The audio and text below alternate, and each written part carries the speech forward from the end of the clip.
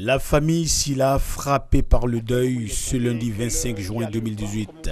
Mohamed, le fils de 3 ans, vient de perdre la vie dans un ravin dans la commune d'Abobo. Bon matin, j'ai entendu les cris derrière la maison, à quelques mètres du coin. J'avais branché même des choses, mon téléviseur, tout. Donc je me suis précipité. Je suis venu trouver le vieux et arrêté au bord du trou. Il entend dire au secours, au secours, au secours, pour dire vraiment il y a un petit qui est tombé dans le trou. Bon, j'ai contourné, j'ai dit mais où on peut descendre? Je ne vois même pas d'espace où on peut descendre dans le trou. Parce qu'on peut mettre même peut-être 2 arbres en profondeur dans le trou. C'est plus que des pluies. Avec cette saison de pluie, le nombre des ravins s'est accru. Certains se sont créés en pleine ville, rompant ainsi des voies. Ici, nous sommes au quartier Yopougon-Silessi. Le pont reliant la cité à Niangon est sur le point de céder. Toujours à Yopougon, mais cette fois-ci à Niangon, le petit ravin s'est élargi en un temps record selon les riverains. Il a emporté des habitations sur son passage et même un duplex la semaine dernière.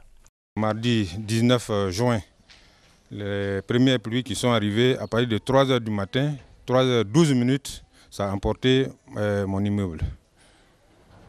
Et puis, quand mon immeuble est tombé, mes voisins qui sont à côté de moi, ça a emporté aussi leur maison. Ceux qui ont plus de chance ont vu une partie de leur appartement céder sous le poids de l'eau. Ces villas n'ont plus de cuisine. Les propriétaires ont préféré partir. Nous sommes obligés de partir. Nous sommes obligés, les enfants, heureusement que les enfants sont en vacances. Donc on va chez des voisins, chez des frères, chez des amis.